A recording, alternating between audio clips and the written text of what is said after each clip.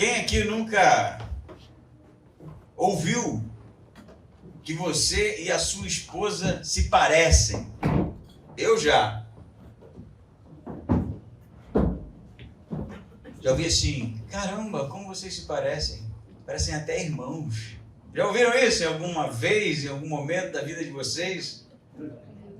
Porque eu, na verdade, regulo idade com a Lidiane, né? Por isso que a gente se parece tanto. Mas você sabe que uma pesquisa na Universidade de Illinois comprovou algo bem interessante. Parece que a pesquisa foi bem assim, também com um teste, né? Em que as pessoas eram expostas a fotografias do sexo oposto.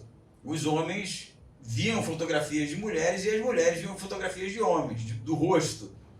E depois elas selecionavam aquelas fotografias que mais lhes agradavam. E interessantemente foi constatado que as fotografias selecionadas, elas eram mais semelhantes aos pais dessas pessoas, interessantemente. E aí o que ficou como resultado da pesquisa é que a gente de alguma forma se sente atraído por pessoas que se parecem com os nossos pais. Eu fiquei pensando depois, a Lidiane até que lembra minha mãe, tem uns traços assim. Eu falei, rapaz, não é que de certa forma faz sentido? Independente da sua história, né, familiar, realmente nós somos atraídos por aquilo que se parece com a gente de certa forma, ou que traz na experiência do relacionamento algumas lembranças, algumas memórias. Sempre tem uma conexão com as nossas histórias, né, vividas. Alguns vão dizer que os opostos se atraem. Eu tenho certa dúvida quanto a isso, né? Porque me parece que a gente gosta muito mais daquilo que é parecido com a gente, daquilo que se identifica, ou que a gente se identifica de certa forma. Por que eu estou falando isso? Porque o texto vai tratar de algo semelhante.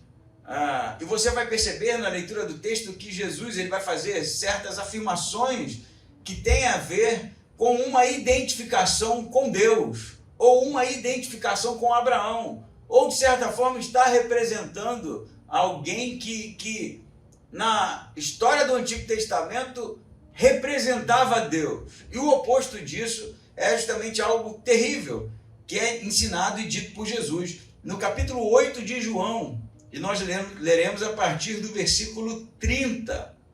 João 8, 30, continuando a nossa série no Evangelho de João.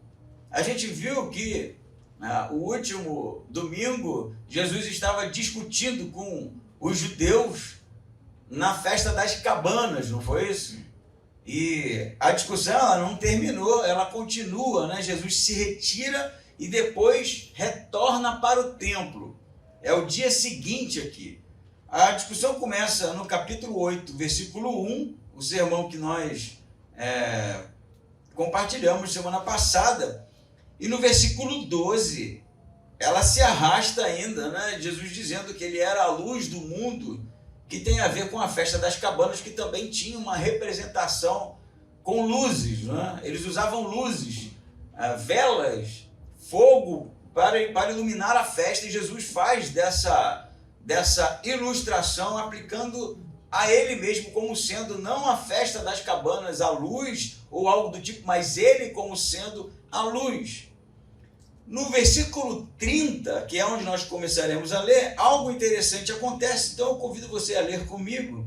E diz assim: falando ele estas coisas, muitos creram nele.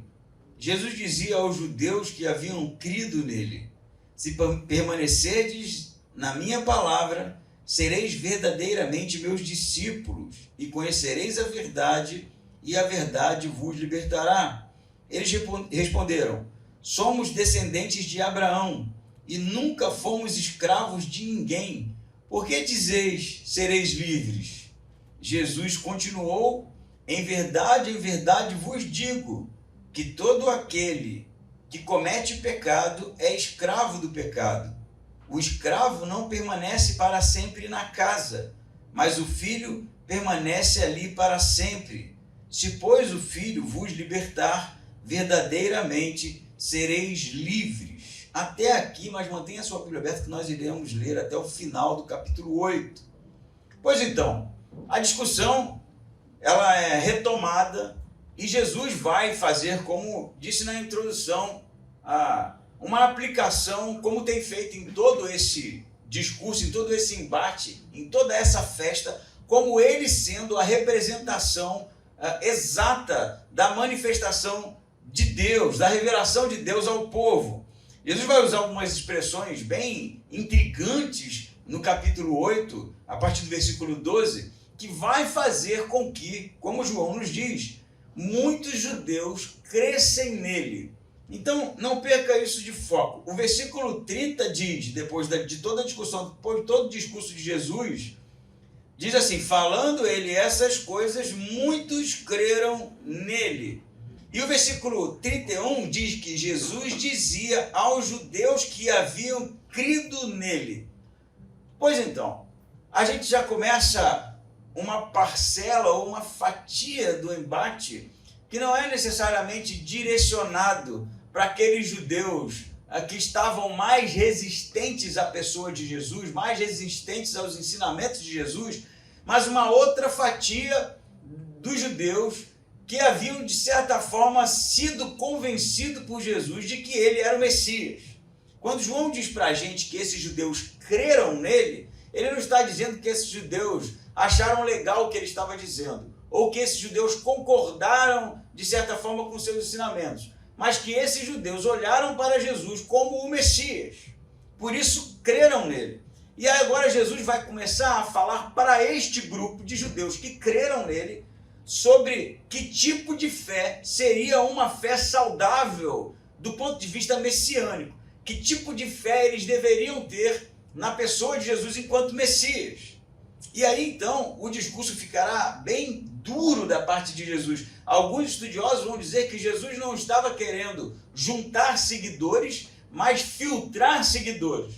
Aqueles que haviam crido em Jesus poderiam, no texto, inflar, né, a igreja do primeiro século, mas de maneira superficial. Inflar de maneira extremamente distante do que era o projeto de Jesus para a sua igreja, para este movimento que está começando. Por isso Jesus vai começar a dizer para este grupo, ele não está mais discutindo com os doutores da lei ou aquele outro grupo resistente, mas esses que haviam, de certa forma, sido atraídos por ele, né? Ele volta no dia seguinte e essas pessoas voltam a ouvi-lo, elas vão até lá onde Jesus está ensinando no templo, se sentam e começam a ouvir, porque haviam crido nele, é o que João está dizendo. E aí Jesus vai dizer no versículo 31, se permanecerdes na minha palavra, sereis verdadeiramente meus discípulos. Então, não é o que Jesus está dizendo, um conteúdo no sentido de orientação, mas de exortação, de confronto. Jesus está olhando para aqueles que eram agora pessoas, judeus, que estavam crendo nele, que estavam procurando ele por causa dos seus ensinamentos, porque viam ele como Messias. E Jesus vai dizer para eles assim, se vocês permanecerem nas minhas palavras, não é isso? Vocês serão verdadeiramente meus discípulos. Então a condição de Jesus para esses que haviam crido nele é permanecer nas palavras de Jesus, ou melhor, não encontrar nos ensinamentos de Jesus nenhuma pedra de tropeço a ponto de se desviarem, e se eles fizessem assim, eles seriam não judeus que creram em Jesus, mas verdadeiramente discípulos.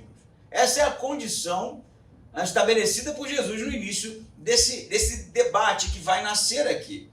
E ele diz assim, e vocês vão, texto conhecidíssimo, né? Quem nunca usou esse texto aqui no evangelismo, algo do tipo, e conhecereis a verdade, e a verdade vos libertará. Então, Jesus está dizendo para aqueles judeus que creram que ele era o Messias, que era necessário permanecer naquilo que ele iria ensinar, que era necessário não olhar para Jesus e para os seus ensinamentos como algo que os levassem a se escandalizar. Jesus está dizendo também que o que ele ensinaria iria libertá-los. Libertá-los de quê, Jesus? Jesus vai continuar no texto, mas a princípio libertá-los dos tabus religiosos, das crenças que eles possuíam, que eram, na verdade, extremamente superficial, de todo o conteúdo teológico que eles achavam fazer sentido para eles, mas que os distanciavam de Deus. O que Jesus ensinaria era a verdade sobre Deus. era a verdade sobre o reino de Deus, era a verdade sobre ele enquanto o Messias. E Jesus já faz um alerta, vocês precisam permanecer firmes. É como se Jesus estivesse dizendo assim para eles e para nós aqui, apertem o cinto, a viagem vai começar. Se vocês permanecerem nas minhas palavras, verdadeiramente vocês serão meus discípulos. O que será que Jesus vai dizer que gera tanta tensão assim já nesse início, né? Então eu quero que a gente perceba que o tom de Jesus não é um tom de mestre que está agora ensinando de maneira calma. O tom de Jesus é de confronto, porque o texto vai ser nesse tom. E aí o que eles dizem? Jesus, quando diz que se eles permanecessem, eles ouviriam a verdade e a verdade os libertaria, eles dizem no 33, somos descendentes de Abraão e nunca fomos escravos de ninguém. Por que você diz que nós seremos livres? Não é isso? Você já percebe que no discipulado de Jesus, o alerta foi dado. Se vocês permanecerem firmes. No primeiro ensinamento do discipulado, eles já se escandalizaram. Como assim nós somos escravos de quê? Você está maluco? Não somos escravos de ninguém. Nós somos filhos de Abraão, nunca fomos escravizados. Interessante eles dizerem isso porque eles eram praticamente escravos de Roma, né? Então, politicamente, dizer que eles nunca foram escravos é um absurdo. Eles foram escravos, na verdade, boa parte da sua existência. Depois que a monarquia foi estabelecida em Israel, quando que eles não foram cativos por alguém, né? Então não é sobre política que eles estão dizendo, não é sobre Roma. Eles estão entendendo que a maneira com que Jesus está expondo o seu primeiro ensinamento tem a ver com uma liberdade espiritual, não política. A política aqui, óbvio, seria um absurdo eles dizerem que nunca foram escravos de ninguém. Então, que tipo de coisa eles estão dizendo? Eles estão dizendo que eles não são escravos porque eles são descendentes de Abraão. E Deus fez promessas a Abraão. E como Deus fez promessas a Abraão, e essas promessas consistem em que eles seriam filhos de Abraão, né, luz para as nações, em que eles seriam uma multidão tão grande quanto as estrelas do céu, quanto as areias do mar, e que Deus um dia estabeleceria o seu reino, e o descendente de Abraão, descendente de Davi, os lideraria para a libertação de todos os inimigos, para a libertação de todo tipo de opressão. Eles não se sentem escravos de nada. Eles são, na verdade, sangue real. Não é isso? Alguns judeus, como, por exemplo, o Rabi Akba, do século II, ele na verdade, traz nos seus escritos que todo judeu era sangue real, descendia de reis, como sendo Abraão, um grande rei, embora não tenha sido de um período monárquico. Mas havia realmente essa compreensão deles, que eles eram os filhos de Deus, os escolhidos, né? Como assim? Da onde esse cara tirou que nós teremos, em ouvindo as palavras dele, a liberdade? Nós já somos livres. Nós já gozamos de liberdade. Não há quem possa com a gente. Não há nenhum tipo de inimigo, de poder que poderia com a gente. Porque Deus é o nosso Pai. Ele nos prometeu que nós seremos luz para as nações. E aí Jesus vai dizer uma coisa bem interessante. Jesus diz assim, 34. Em verdade, todas Jesus diz em verdade é um marca-texto aí, né? Aquele fluorescente, assim, ó. Escutem o que eu vou dizer para vocês. Todo aquele que comete pecado é escravo do pecado. Jesus já pensa no tom da conversa aqui. Vocês são livres? Nós somos livres. Como você ousa dizer que nós somos escravos de alguma coisa? Como assim você vai nos libertar de alguma coisa? Aí Jesus diz assim, em verdade vos digo, não é sobre Roma que eu estou dizendo, não é sobre vocês serem filhos de Abraão, que eu sei que vocês são, vocês descendem de Abraão, mas aquele que é escravo do pecado, ou que comete pecado, se torna escravo do pecado. Então, no que os ensinamentos de Jesus libertaria essas pessoas? Aprisionamento da escravidão, do pecado. E aí Jesus diz assim no 35, o escravo não permanece para sempre na casa. O que Jesus quer dizer com isso? Que um escravo, neste período, ele estava em uma casa porque ele era posse do seu dono. Mas o dono poderia vendê-lo. Embora ele estivesse na família, Ele não era parte para sempre da família, ele podia ser negociado, ele podia ser vendido, ele podia de um dia para a noite não estar mais naquela casa. Mas o filho, vai dizer Jesus, estará sempre ou para sempre na casa, porque ele pertence àquela casa. Alguns vão dizer que a ilustração do filho tem a ver com o próprio Jesus como sendo o filho de Deus, não é? E que estar na casa ou não na casa tem a ver com o reino de Deus, consiste no fato de que estamos crendo ou não crendo nele, e ele que vai fazer com que nós sejamos feitos filhos de Deus, assim como ele é. E outros vão dizer que a ilustração de Jesus é sobre Esaú e Jacó, ou algo do tipo, que simbolizava a escrava e aquela que era a detentora da promessa. O fato é que, independente da interpretação, no 36 ele diz: se pois o filho vos libertar, e o filho agora é ele, né?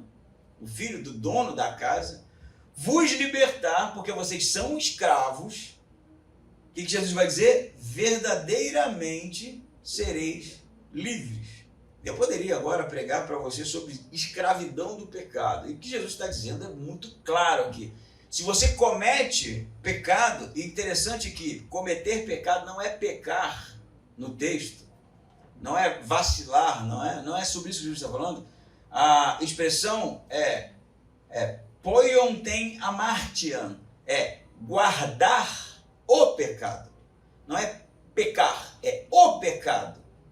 Porque existe o pecado no Novo Testamento e existem pecados, né? Pecados no sentido de serem homens e mulheres imperfeitos e que, se pecarem, vai dizer o próprio João, tendes um advogado de justiça. Isso é um tipo de coisa. O que Jesus está falando é que, à luz do que ele falou para a mulher adúltera, né? Aquele que não tiver o pecado, atire a primeira pedra. A expressão aqui em Jesus é aquele que não, ou aquele que guarda o pecado, que produz pecado, que a sua vida consiste na manifestação deste tipo de obra, deste tipo de fruto, é escravo do pecado. Então vocês não são livres. Eu poderia pregar sobre isso aqui, isso daria um sermão ótimo, né? E desafiar vocês todos a abandonar o pecado, e que seria bíblico, mas não é necessariamente este o centro deste momento. Porque o centro deste momento é entender a escravidão, o que eles não estão fazendo. A insistência de Jesus é para que eles percebam que eles não são livres, que eles não gozam de liberdade, porque eles estão sujeitos ao Senhor da casa, e que neste momento é o pecado. Por isso eu posso parar por aqui para fazer uma aplicação bem óbvia desse texto. Nós não iremos ser livres enquanto não reconhecermos a nossa condição de fragilidade. Eu acho que eu tenho até insistido um pouco nesse tema, mas é necessário confessar os pecados. E não é, Senhor, perdoe os meus pecados, porque esses todo mundo sabe que nós cometemos. É confessar aquilo que nos escraviza.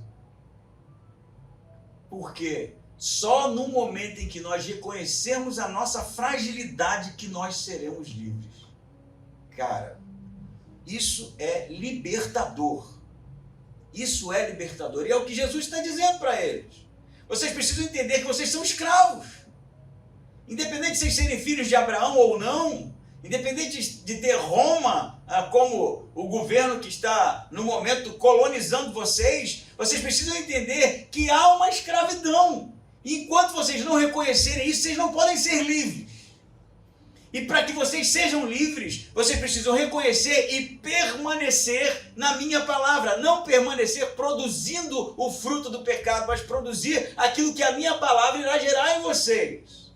Por isso eu penso, o apelo de João para os seus ouvintes, né, os seus leitores, o apelo de Jesus para aqueles judeus que creram nele, e que fique claro, ele não está falando para qualquer judeu que entrava num embate teológico com ele, está falando para aqueles que creram nele, aqueles que se sentavam para justamente ouvir sobre ele, que é necessário reconhecer a sua condição de escravidão. Eu sei o que me escraviza, e como sei. E para mim não é nenhum tipo de novidade. O problema é até que ponto eu estou disposto a confessar isso. Senhor, eu tenho problema nessa área. E eu quero ser livre dessa área, porque me parece, assim como esses judeus, o orgulho deles, o patriotismo deles, era algo que eles não estavam decididamente dispostos a abandonar. Porque a gente, quem sabe, eu não vou usar aquela expressão tão batida assim, guarda pecadinho na gaveta, não é isso que eu quero dizer, mas é algo muito maior. Porque às vezes a gente constrói toda a nossa identidade em cima de algo que é extremamente falho. E quantas vezes a gente não disse assim, ó, eu sou assim mesmo, e não mudo. E isso é justamente o que nos afasta das pessoas, isso é justamente o que nos afasta de Deus, isso é que justamente nos expõe.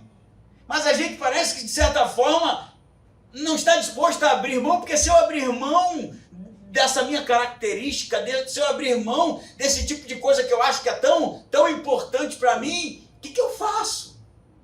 Você está entendendo aonde eu estou querendo ir? Eu vou dar um exemplo bem simples sobre mim, que é falar sobre os outros é mole, né? Falar sobre mim. Eu sou um bom músico, e eu sou humilde e me orgulho disso, né? Alguém até falou, você toca guitarra. Não, eu toco muito bem, que seja escrito isso na ata. Sou um bom músico. Eu acho.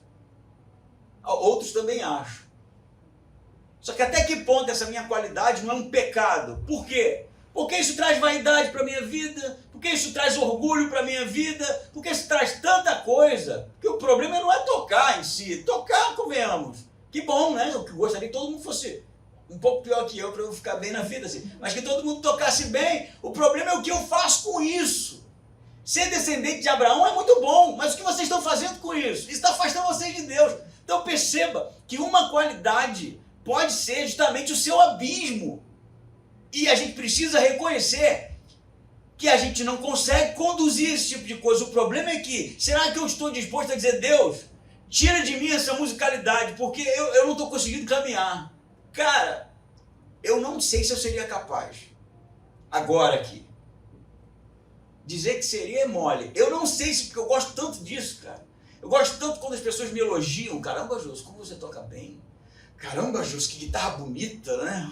Adoro, vem a minha guitarra. Estou dando um exemplo bem didático. A gente não está disposto, porque a gente constrói muita coisa em cima disso. Mas é justamente isso que afasta a gente de Deus. E a gente precisa se quebrantar, cair de joelhos e dizer, Senhor, eu não aguento mais. Eu estou me distanciando do Senhor. E justamente por algo que deveria ser bom, descendência de Abraão, top, eu gostaria de ser judeu, descendente de Abraão de sangue, e adorar, não sou, mas eles eram. Isso era para ser bom, mas não estava sendo. Então Jesus diz assim, a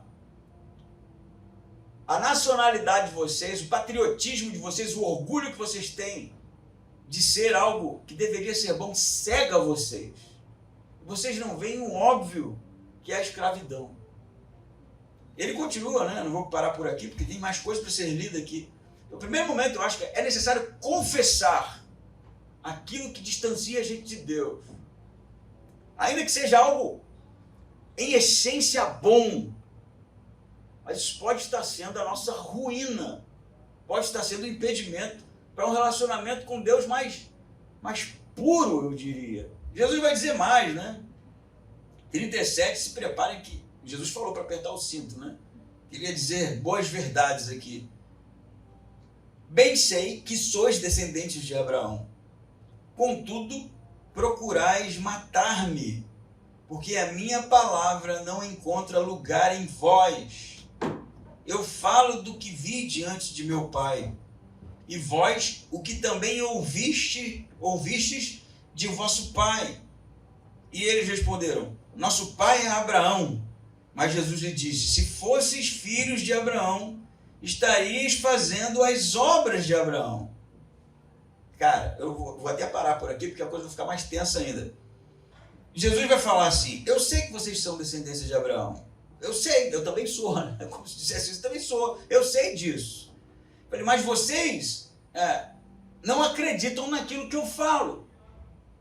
Vocês não encontram em mim verdade, não vê em mim verdade. E aí Jesus vai dizer, como se alguém tivesse dito, mas do que você está falando, cara? Como assim? Vocês dizem que vocês são filhos de Abraão, mas vocês querem me matar. Abraão nunca fez isso. Abraão, pelo contrário, recebeu anjos, não é? Deu de comer para anjos. Abraão foi fiel em toda a sua caminhada. Abraão foi alguém que guardou a lei antes da lei ser dada. Abraão foi um amigo íntimo de Deus. Vocês estão dizendo que são filhos de Abraão, mas vocês não produzem a obra de Abraão.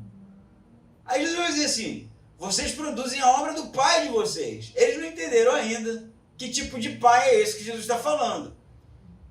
Mas vai ficar pior porque Jesus vai dizer que tipo de pai é esse. Ele diz assim, ó, no versículo 40. Mas agora procurais matar-me, a mim que vos falei verdade, que ouvi de Deus. Mas Abraão nunca fez isso. É como se Jesus estivesse dizendo assim, vocês são filhos de Abraão, mas em nada se parecem com ele. Vocês não representam Abraão. Vocês não se parecem com Abraão. Vocês não produzem o que Abraão produziu. E o que fica intrínseco nas palavras de Jesus é que ser filho de Abraão, como Paulo vai dizer em Romanos e na maioria das suas cartas, não é sobre ser descendência sanguínea. Tem algo mais aí na coisa. E Jesus vai dizer assim, versículo 41, vós fazeis as obras do vosso pai. Eles reagiram, não somos filhos de prostituição, temos um pai que é Deus. O que eles querem dizer com isso? Há uma discussão, há evidências, né, de que os samaritanos, que era um povo que não se dava com os judeus, eles quando se referiam à descendência de judeus, eles diziam que os judeus eram descendentes de Caim, fruto do relacionamento sexual do Satanás com Eva, porque eles não se davam, né? Então eles diziam isso mesmo, assim como os judeus chamavam eles de porcos, né? E para pior, para baixo, para descer no morro. E os samaritanos falavam que eles eram frutos de um relacionamento libidinoso de Satanás com Eva. Existem textos que falam isso desse período. Por isso que quando Jesus fala, vocês não são filhos de Abraão, o pai de vocês é outro. E aí parece que eles entendem que Jesus está tomando aqui as palavras dos samaritanos para dizer que eles eram filhos do capeta, que, né, havia tomado Eva lá. Aí ele diz assim, eles dizem, não somos filhos de prostituição, temos um pai que é Deus. Aí anote aí, gente, o que Jesus vai dizer. Jesus respondeu, se Deus fosse o vosso pai, vós me amaríeis. Se Deus fosse o vosso pai, vocês me amariam. O que Jesus está querendo dizer, hein? Por quê? O que tem a ver ser filho de Deus e amar Jesus? E aí ele vai dizer, pois saí de Deus e dele procedo. Não vim de mim mesmo, mas ele me enviou. Abraão reconheceu os enviados de Deus. Vocês dizem que são filhos de Deus, mas vocês não me amam. Vocês querem me matar. Vocês dizem que creem em mim, mas a maneira de vocês. Porque quando eu digo verdades, vocês não aceitam. Então, Jesus era o Messias deles, enquanto eles estivessem dizendo aquilo que era conveniente para eles. Quando Jesus os confrontava, como por exemplo, vocês não são livres, eles não eram mais os que criam em Jesus. Eles não eram mais aqueles que seguiam Jesus. Eles começavam a questionar. E aí Jesus vai dizer que se eles fossem realmente filhos de Deus, eles reconheceriam Jesus. Eles amariam Jesus. E a gente poderia até parar por aqui, mas eu não vou parar por aqui porque vai ficar mais tenso ainda. Eu já posso dizer de antemão para você. Primeiro momento, é necessário a gente confessar aonde é que o calo aperta. Aquilo que nos impede de nos relacionar com Deus de maneira segundo o coração de Deus. No segundo momento eu posso dizer para você, aquele que é filho de Deus ama a Jesus e as suas palavras e obedece. Se você tem dificuldade de obedecer a Cristo e os comandos, pode ser que você esteja do lado de lá da linha. Porque Jesus está falando para os que creram em Jesus. Então primeiro, reconhecer a falha, confessar a falha, admitir. No segundo momento, Jesus vai dizer, se vocês são filhos de Deus mesmo, vocês vão me amar E amar aqui é ágape, é amar sobre todas as forças, é ver em Jesus algo que eles não viam nem neles mesmos. É entender que Jesus, como jargão que sempre uso, era aquilo que de mais precioso já havia acontecido na história daquelas pessoas. Mas Jesus vai dizer, mas vocês não veem verdade em mim. A conclusão lógica de Jesus é essa aqui, ó. 42. Jesus respondeu, se Deus fosse o vosso Pai, vós me amariam, pois saí de Deus e dele procedo. Não vim de mim mesmo, mas ele me enviou. Por que não compreendeis a minha mensagem? E o compreendeis aqui, o grego é gnosko, não é compreender no sentido de que aquilo que Jesus estava dizendo era incompreensível. Os caras não estão entendendo. Eles não queriam aceitar o que Jesus estava dizendo. É diferente. Então, o compreendeis aqui do grego gnosko é ser íntimo, conhecido, reconhecer, guardar, aceitar que aquilo era algo realmente verdadeiro. Eles não queriam.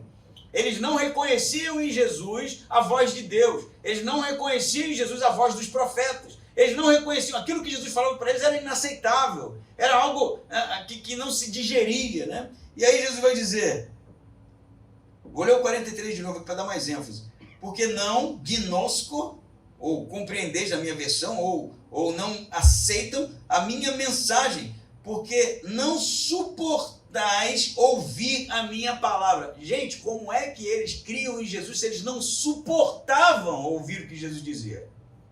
Eles não suportavam. Mas o que eles não suportavam? Eles não suportavam quando Jesus os confrontava.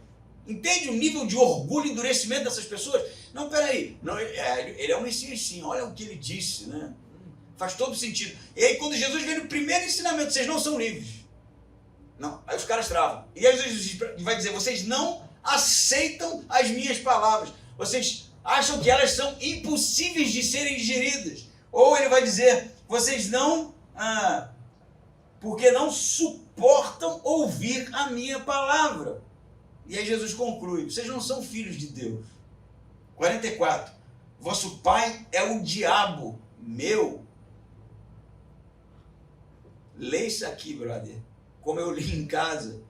Como é que eu prego isso? Fico pensando, como é que eu prego isso? Jesus aqui, meu amigo, não está falando com suavidade. Vosso pai é o diabo. Ele está brigando mesmo no sentido profético da coisa. Vocês não são filhos de Deus, vocês não são descendência de Abraão, vocês não creem em mim, vocês querem me matar, vocês não produzem as obras de Abraão, vocês não confiam naquilo que eu digo, vocês não suportam ouvir minhas exortações, o pai de vocês é o diabo. E ele vai dizer, e quereis satisfazer-lhes os desejos. Ele foi homicida desde o princípio e não se firmou na verdade, pois nele não há verdade. Quando ele mente, fala do que lhe é próprio, pois é mentiroso e pai da mentira. Mas porque eu vos digo a verdade, não me credes. Quem dentre vós me acusa de pecado? Se digo a verdade, por que não credes em mim? Quem é de Deus, ouve as minhas palavras. Por isso vós não as ouvis, porque vós não sois de Deus. Meu brother, cara, isso aqui é de uma tensão. Jesus vai para a cruz, né? Vão matar ele. Se já estavam pensando em fazer alguma coisa, agora eles vão fazer mesmo. Daqui para lá, João, a tensão é o tempo inteiro. Jesus toda vez que vai falar com esse povo, vai para confrontá-los mesmo. Então o que Jesus está dizendo, se vocês fossem filhos de Deus, vocês me reconheceriam, me amariam. Não é só seguir ou algo do tipo, é amar Jesus com todas as forças. Porque Jesus era o cumprimento das promessas. Jesus era justamente aquilo que os profetas haviam anunciado que viria. Jesus é o libertador de Israel, Jesus é o salvador do mundo. Eles deveriam saber disso, se eles fossem de Deus. Mas eles não queriam, eles queriam Jesus segundo a teologia política deles, aquilo que eles achavam que deveria ser o Messias. Por isso eles não conseguiam suportar os ensinamentos de Jesus. E aí o que Jesus vai dizer? Vocês não são filhos de Abraão, muito menos filhos de Deus. Vocês são filhos do diabo, porque é a ele que vocês querem satisfazer os desejos. Quais desejos? Mentira e homicídio. Não é isso? Jesus vai dizer, ele sempre foi homicida. E a sua referência é ao Gênesis mesmo. Quando o diabo tentou ali Adão e Eva, por causa da tentação, eles caíram e trouxe morte para o mundo. Por que ele vai dizer que a verdade não estava nele? Porque quando Deus disse para Adão para não comer do fruto, senão ele morreria, o que o diabo diz lá? Não vou morrer. Jesus vai dizer assim, ele fala do que lhe é próprio. Ele mente porque é isso que ele é. Ele é a mentira. E se você vive envolvido em mentira, envolvido em homicídio, é a ele que você quer satisfazer, não é Abraão, não é Deus, é ao diabo. Eu não vou pregar sobre o diabo porque eu não quero saber de diabo, mas eu quero saber justamente do posicionamento que nós devemos ter diante de Deus. Você pode até dizer, eu não sou um mentiroso. Não é sobre isso, gente, é sobre não ver verdades nos ensinamentos de Jesus a ponto de fazer a gente mudar. É sobre não enxergar nas palavras de Jesus, nos comandos de Jesus, algo que precisa ser libertador para nós. Viver na nossa arrogância, na nossa prepotência, no nosso orgulho. Esse é o lugar do diabo. É o lugar da mentira, é o lugar do homicídio. O homicídio, embora você nunca tenha matado ninguém, nem eu, não precisa ser ao extremo não, tá? Quando a gente abre a boca para falar mal dos outros, quando a gente abre a boca para apontar defeito para as pessoas, é o mesmo sentimento. É o que gera o homicídio. É ter no coração algo mal, maligno, algo que não vem de Deus, que não espera no outro o crescimento, o potencial, que não vê no outro a oportunidade de crescimento. Esse tipo de coisa que esses homens estão fazendo aqui não tem nada a ver com Abraão, não tem nada a ver com Deus, não tem nada a ver com nada do Antigo Testamento que é referente a Deus. Tem a ver com uma humanidade extremamente pecaminosa, decaída, travestida de algo bom. O lado de lá da linha é ruim. O lado de lá da linha é assassinato. E esses homens aqui, depois disso, eles vão ser tão confrontados com Jesus que eles se tornarão assassinos. O que o povo diz? Quando Jesus está lá exposto ao povo, que o sangue dele recaia sobre nossa cabeça. Eles assumiram que eles eram assassinos. Você acha que você não vai ser assassino nunca? Para com isso. Para com isso.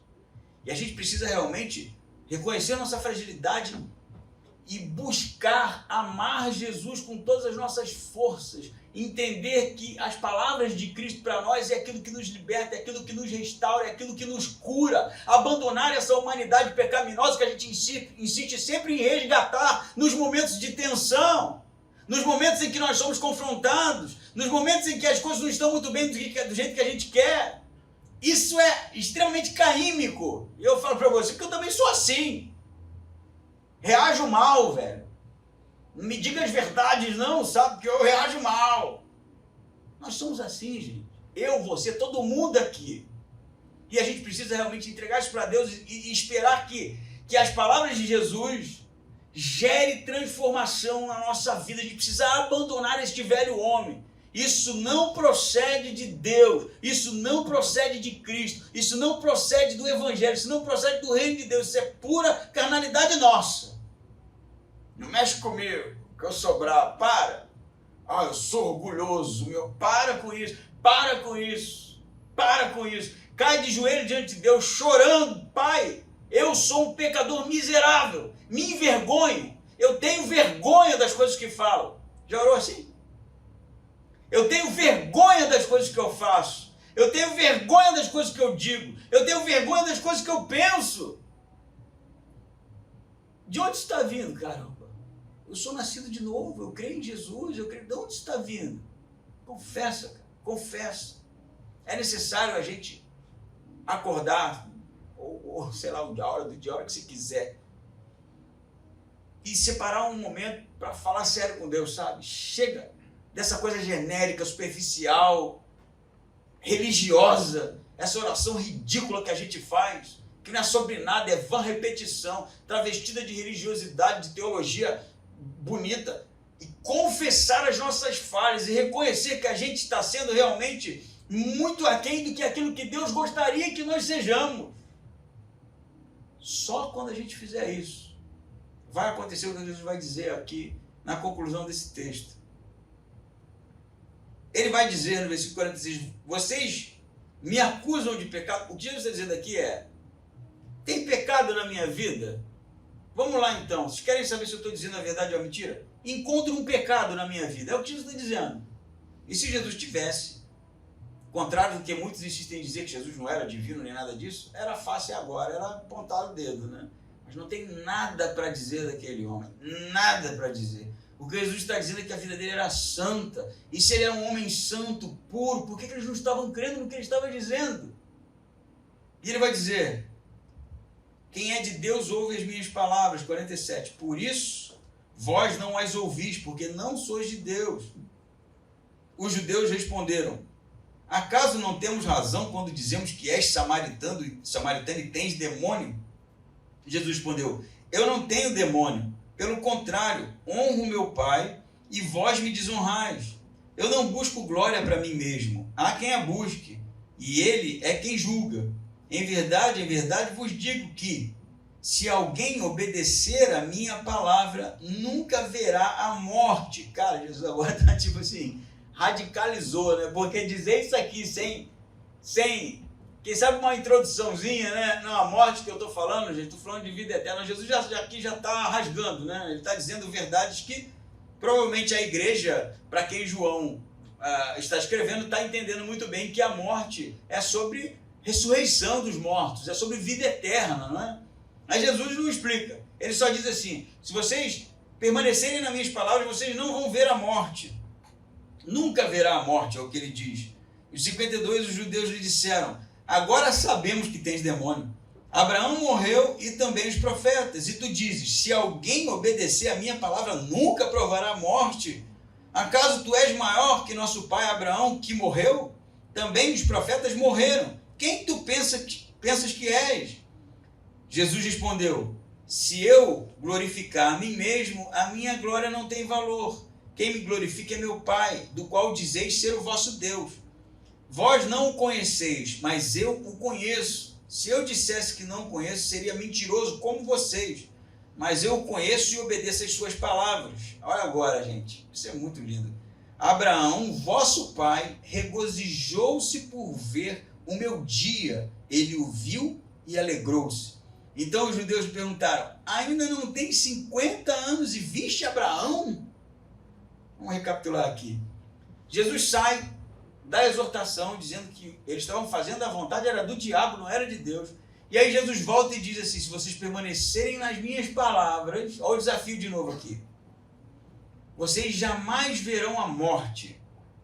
Por que ele está falando de morte aqui? Ah, Jesus mudou de assunto? Não, porque ele falou que o diabo era mentiroso e homicida. Ele conduz à morte. Ele produz a morte. Mas Jesus fala, mas eu, se vocês permanecerem nas minhas palavras, vocês jamais provarão a morte. Entende isso? Não está solto. É uma comparação mesmo. Vocês estão caminhando para a perdição, para a morte. Nas minhas palavras, não. Ela produz vida. Se vocês permanecerem firmes, vocês jamais verão a morte. Só que eles entendem um negócio meio literal, né? E eles vão dizer, agora que esse cara pirou mesmo, cabeção. Falei que tinha demônio. Tu tem demônio, cara. Tu tá louco. Tu é samaritano, né? Conversa aqui do contexto. E aí Jesus vai dizer, eu não sou samaritano, não sofro de samaritanismo, não tenho pecado, como já falei para vocês, e nem estou endemoniado. E aí Jesus vai dizer assim, ó, Abraão viu meu dia e se alegrou. Porque Abraão é o pai de vocês. Aí que ele fala, eu falei que esse cara está endemoniado. É como se ele estivesse falando pro outro assim, rindo, né? Aí, vai dar crédito para esse cara. Messias nada, esse cara tá maluco. Ele não tem nem 50 anos. Como é que Abraão viu o dia dele? Como é que ele teve com Abraão? Isso não faz nem sentido, né? E aí Jesus vai dizer, antes de Jesus concluir, o que Jesus está dizendo? Aí tem uma discussão sobre quando Abraão viu o dia de Jesus, o meu dia, né? Que é a era messiânica. Alguns vão dizer que quando, por exemplo, Abraão ouve de Deus as promessas de que Sara teria um filho e Abraão ri. E esse riso de Abraão, ele não tem nenhum julgamento, né, no texto, ele só ri. O texto só diz que ele ri. Alguns vão dizer que Abraão riu porque viu o dia de Jesus. É especulativo. Mas eu acho que tem uma outra passagem que é mais elucidativa, que é quando Abraão leva seu filho para sacrificar.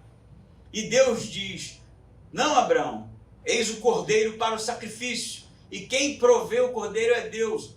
alguns teólogos vão dizer que é naquele momento em que Abraão entendeu que o sacrifício pela humanidade seria da parte de Deus e não da parte de Abraão. Então Abraão teria visto algo no futuro, que seria o dia em que Deus entregaria seu filho para a morte, para a salvação da humanidade, e se alegrou. Então Jesus está dizendo, Abraão viu o meu dia e se alegrou. E aí os caras, né, já estão numa discussão aqui, já que realmente não vai chegar a lugar nenhum. Ele é maluco mesmo, não falei? Ele tem nem 50 anos. E Abraão viu o dia dele. Aí o que Jesus vai dizer para eles? 58. Então Jesus lhe respondeu, em verdade, de novo, em verdade vos digo, marca aí, né? Toda vez que Jesus fala isso, porque é extremamente importante. Em verdade vos digo, que antes que Abraão existisse, eu sou. Não arrepia não, filho? Cara, aí o que eles vão fazer? Pegar em pedra.